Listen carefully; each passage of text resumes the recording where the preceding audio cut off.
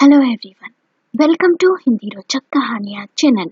आज की कहानी है क्यों दीपक कंचन से शादी नहीं करना चाहता था।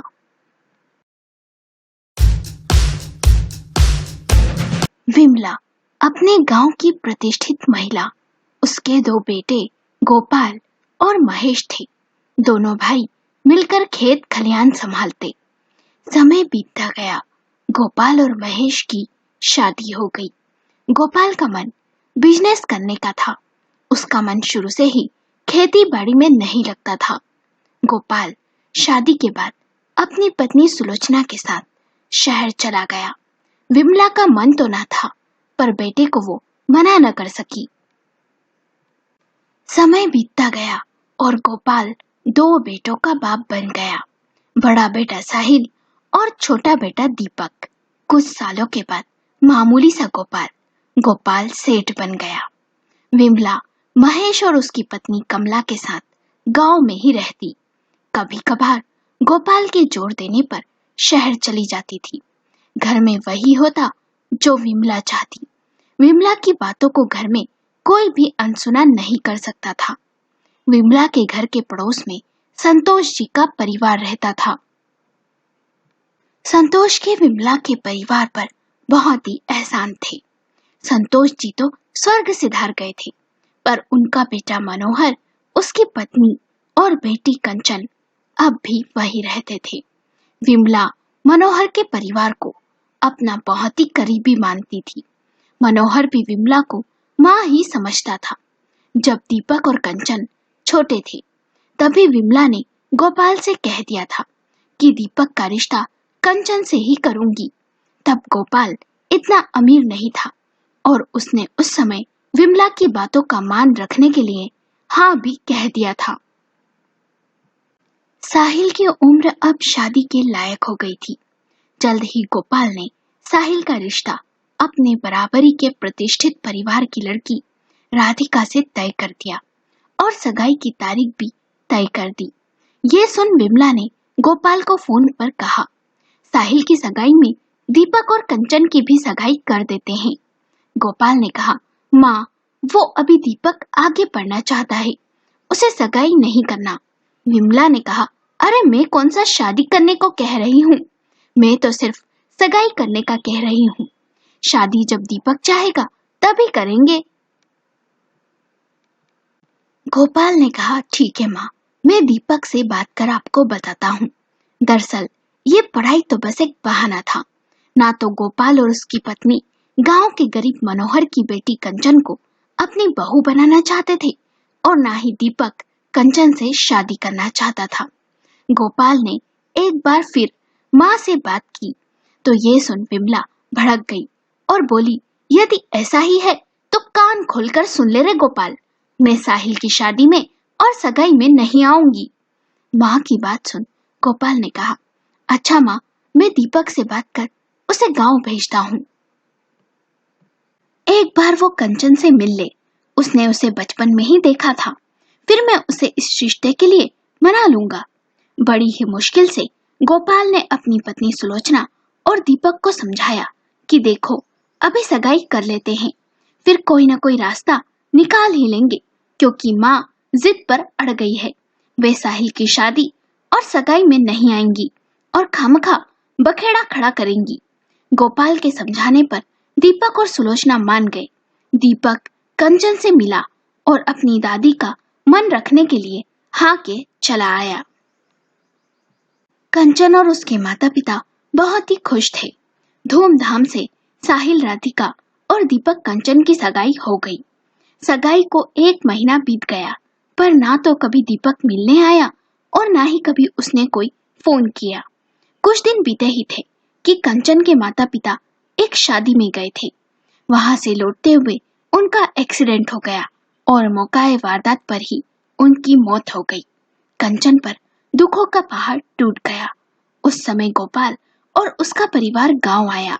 जैसे तैसे कंचन को विमला ने संभाला। अब कंचन विमला के साथ ही रहने लगी और मन लगाने के लिए गांव के स्कूल में पढ़ाने लगी। 6 महीने बीत गए। साहिल और राधिका की शादी की तारीख नजदीक आ रही थी। एक दिन कंचन की बुआ जी विमला जी से मिलने आई और उनसे बोली, कंचन कब तक यूं रहेगी? अरे साहिल की शादी के बाद उन्हें कंचन और दीपक की भी शादी कर देना चाहिए। गोपाल जी और उनके परिवार वाले तो शहर जाकर बैठ गए। उन्होंने तो एक बार भी बिन माँ बाप की इस बच्ची की सुध तक ना ली। ऐसा लगता है जैसे उन्हें इस रिश्ते में दिलचस्पी ही नहीं हो। विमला जी ने कंचन की बुआ को समझाया कि ऐसी कोई बात नहीं है, मैं अभी शहर जा रही हूँ। साहिल की शादी में कंचन को भी अपने साथ ले जाऊंगी और गोपाल से बात करूंगी। विमला और कंचन शहर पहुंच गए। कंचन का सुलोचना ने कोई स्वागत तक ना किया, जबकि वो पहली बार अपने ससुराल आई थी। उल्टा गोपाल और सुलोचना उसे देख हैरान थे। उन्हें लगा था कि कंचन नहीं आएगी। दीपक तो एक बार भी कंचन को दिखाई ही नहीं दिया। उसकी नजरें उसे ही ढूंढती रही। शायद शादी के कामों में व्यस्त था कहीं। कंचन को आए 3 दिन हो गए थे। ना तो गोपाल सुलोचना ने उसमें कोई दिलचस्पी दिखाई और ना ही दीपक ने। दीपक उससे दूर दूर ही रहा। बेचारी कंचन का दिल दुख गया। रिसेप्शन वाले दिन आलीशान गार्डन में बेहतरीन सजावट थी। गोपाल ने अपने बेटे साहिल की शादी में कोई कसर नहीं छोड़ी थी। दिल खोलकर रुपया बहाया था। शहर के नामी लोगों को बुलाया गया था। सभी बातों में मशगूल थे, पर बेचारी कंचन ही अकेले एक कोने में बैठी हुई थी। उसका मन उपेक्षा से भर गया था। किसी को उसकी परवाह भी नहीं थी, मानो वो इस घर की होने वाली छोटी बहू नहीं, महज एक मेहमान हो। काश आज मम्मी पापा मेरे साथ होते। सोचते सोचते उसकी आंखें नम हो आई और अचानक से उसकी नजर दीपक पर पड़ी, जो एक लड़की से हंस हंस कर बातें करने में व्यस्त था। लड़की ने बहुत ही मॉडर्न सा लहंगा पहना हुआ था। दोनों को यूं हंसता हुआ देख उसका दिल और दुख गया। अचानक से आवाज आई, कंचन तू यहाँ अकेले ऐसे क्यों बैठी है? ये आवाज कंचन के घर से एक गली छोड़ रहने वाली उषा ताई की थी। उषा से अधिकतर कंचन की बातें हो जाया करती थी। उषा के बच्चे कंचन जिस स्कूल में पढ़ाती थी उसी में पढ़ने जाते थे। कंचन के लिए उषा उसकी बड़ी बहन समान ही थी। क्या कहे कंचन उषा से कि कोई उसे यहाँ पूछ तक नहीं रहा। वो चुप ही रही। कंचन ने पूछा, आप अकेले ही आई? उषा ने कहा, नहीं, बिट्टू और पिंकी आए हैं, उसके पापा नहीं आए। मैं अपने छोटे भाई प्रदीप के साथ आई हूँ। विमला दादी ने बड़े प्यार से न्योता दिया तो सोचा शादी में हो आती हूँ। कुछ देर बाद पिंकी और बिट्टू और प्रदीप भी आ गए। पिंकी बिट्टू दोनों कंचन को देख उससे लिपट गए। उषा ने अपने भाई को कंचन से मिलवाया। प्रदीप कंचन को एकटक निहारे जा रहा था और मन ही मन सोचने लगा, कितनी खूबसूरत है ये। काश ये सदा के लिए मेरी बन जाए। मेरे प्यार की परिकल्पना है ये।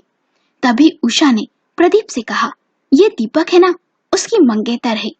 ये सुन प्रदीप के सारे अरमान दूर से गए। कुछ देर बाद वे सब डिनर करने चले गए। वहां प्रदीप ने देखा कि दीपक किसी दूसरी लड़की के साथ बातों में व्यस्त है। वो सोचने लगा, वहां कंचन उदास सी बैठी है और ये यहाँ इस खूबसूरत लड़की के साथ क्या कर रहा है। खैर शादी खत्म हुई, सभी मेहमान चले गए। अगले दिन दोपहर को कंचन विमला के कमरे में जाने लगी कि तभी उसके पैर रुक से गए। उसने सुना दीपक अपनी दादी और मम्मी पापा से कह रहा था, मैंने पहले भी कहा था मैं कंचन से शादी नहीं करना चाहता हूँ। वो मेरे लायक नहीं है। आप लोग समझते क्यों नहीं? विमला ने कहा, ये कैसी बातें कर रहा है? शादी तो तेरी उससे ही होगी, समझा ना? दीपक ने गुस्से से कहा, मैं जैस्मिन से प्यार करता हूँ तो उस कंचन से कैसे शादी कर लूं? अरे शादी की पहली रात घूंघट उठाकर मुझे क्या मिलेगी? वो गवार, कैसे झेलूंगा मैं उसे? देखो दादी, मुझे हंसी का पात्र नहीं बनना। माना वो अच्छी होगी, पर वो मेरे स्टेटस के लायक नहीं है। ये बात आप समझती क्यों नहीं? गोपाल ने भी कहा, माँ देखो, कंचन के पिता मेरे दोस्त थे, उस नाते मैं उसकी शादी अच्छे घर में करवाऊंगा। जब दीपक इस रिश्ते से खुश नहीं है तो आप दोनों बच्चों का जीवन क्यों बर्बाद कर रही हैं? अचानक से कंचन कमरे में आई और विमला से बोली, दादी, यदि दीपक इस रिश्ते से खुश नहीं है तो प्लीज आप रहने दीजिए, क्योंकि प्यार किसी से जबरदस्ती नहीं किया जा सकता, ना ही करवाया जा सकता है। वो दिल से होता है, अंतर आत्मा से होता है। और दीपक जैस्मिन से प्यार करते हैं तो शादी भी उन दोनों की ही होनी चाहिए। कंचन दीपक के पास गई और सगाई की अंगूठी उतार उसके हाथ में रख दी। दीपक ने कहा, सॉरी कंचन, तुम बहुत ही अच्छी हो। मैंने तुम्हें न जाने क्या क्या कहा। मैं सच में जैस्मिन से बहुत प्यार करता हूँ। मेरे कारण तुम्हारा दिल दुखा, मुझे माफ कर देना कंचन। कंचन ने कहा, कोई बात नहीं दीपक जी, शादी उससे ही करना चाहिए जिससे प्रेम हो। 3 जिंदगियां बर्बाद होने से तो अच्छा ही है। विमला मौन ही रही। कंचन कमरे में जाकर सामान पैक कर गांव चली गई। कंचन ने ये सारी बातें उषा को बताई और उषा ने प्रदीप को। प्रदीप को ये जान मन ही मन खुशी हुई, क्योंकि कंचन से उसे पहली नजर में ही प्रेम हो गया था। प्रदीप अब कंचन से मिलने के बहाने ढूंढने लगा था। कई बार पिंकी और बिट्टो के साथ मिल कंचन को हंसाने का प्रयास करता। उसकी कोशिश से कुछ पल के लिए कंचन हंस देती। कंचन मन ही मन जान गई थी कि प्रदीप उसे चाहने लगा है, पर मन ही मन सोचती, एक बार दिल टूट चुका है, अब और नहीं। एक दिन कंचन उषा ताई से मिलने गई। उषा ताई ने कंचन से कहा, आज मैं तुझसे कुछ जरूरी बात करना चाहती हूँ। कंचन ने कहा, जी ताई, कहिए क्या बात है। उषा ने कहा, कब तक क्यों अकेले रहेगी कंचन? जो हुआ उसे भूल जा और एक नई शुरुआत कर। सच कहूँ, प्रदीप तुझे बहुत चाहता है। वो तुझसे शादी करना चाहता है कंचन। वो बहुत ही अच्छा है, तुम उसके साथ बहुत खुश रहोगी। अचानक ही ये सुन कंचन ने जोर से कहा, नहीं, उसे मुझसे प्रेम नहीं है, उसे सिर्फ और सिर्फ सहानुभूति है। मैं उससे शादी नहीं कर सकती। मेरे अनाथ और अकेलेपन से सहानुभूति, मेरी सगाई टूटने से सहानुभूति। अचानक ही आवाज आई, ये सहानुभूति नहीं, प्रेम है कंचन, पहली नजर का प्रेम, जो मुझे तुमसे हुआ है। कंचन प्रदीप को देख हैरान थी। प्रदीप ने कहा, देखो मेरी आंखों में, क्या तुम्हें उनमें प्रेम नजर नहीं आता? मैं तुम्हें बहुत खुश रखूंगा। कंचन कभी कोई शिकायत का मौका नहीं दूंगा। कंचन ने कोई जवाब नहीं दिया और अपने घर लौट आई। रात को बिस्तर पर लेटे लेटे सोचने लगी, प्रदीप की आंखों में मेरे लिए सच में बहुत प्रेम है, पर डर लगता है अब कि कहीं फिर दिल टूट न जाए। कंचन को चिंता के कारण अगले दिन ही बहुत तेज बुखार आ गया था। जैसे ही ये बात उषा और प्रदीप को पता चली, दोनों उसके घर आ गए। कंचन बुखार से तप रही थी। उषा ने उसे खिचड़ी बनाकर खिलाई। प्रदीप डॉक्टर को लेकर आ गया। डॉक्टर ने चेकअप कर दवा लिख दी। प्रदीप बाजार जाकर दवा ले आया और कंचन के सर पर पानी की पट्टियां रखने लगा। अगले दिन कंचन को बेहतर महसूस हो रहा था। 2 दिन तक उषा और प्रदीप ने उसका बहुत ही ख्याल रखा। कंचन को प्रदीप के सच्चे प्रेम का एहसास हो गया था। कंचन ने अचानक ही कहा, मुझे माफ कर दो प्रदीप, मैं अपना प्रेम छुपा रही थी, बस डर रही थी कि कहीं फिर से दिल टूट न जाए। मैं भी तुम्हें चाहने लगी थी। प्रदीप ने मुस्कुराते हुए कहा, मैं जानता था कंचन कि तुम्हारे मन में क्या है। कंचन ने कहा, आई लव यू। प्रदीप ने कहा, आई लव यू टू। और दोनों की प्रेम कहानी शुरू हो गई।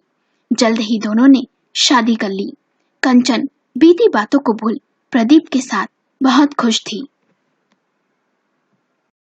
विमला भी कंचन और दीपक को अपनी जिंदगियों में खुश देख सोचती, अच्छा हुआ ये शादी नहीं हुई, क्योंकि जबरदस्ती के रिश्ते मात्र बोझ होते हैं जिन्हें इंसान आजीवन बेमन से ढोता है। इसलिए शादी हमेशा मर्जी जानकर ही करना चाहिए, जिससे किसी का भी जीवन बर्बाद ना हो। यदि आपको कहानी पसंद आई तो कमेंट बॉक्स में YES जरूर लिखें और कहानी कैसी लगी हमें अपने विचार कमेंट करके बताएं। कहानी पसंद आई हो तो लाइक करें, शेयर करें और चैनल को सब्सक्राइब करें।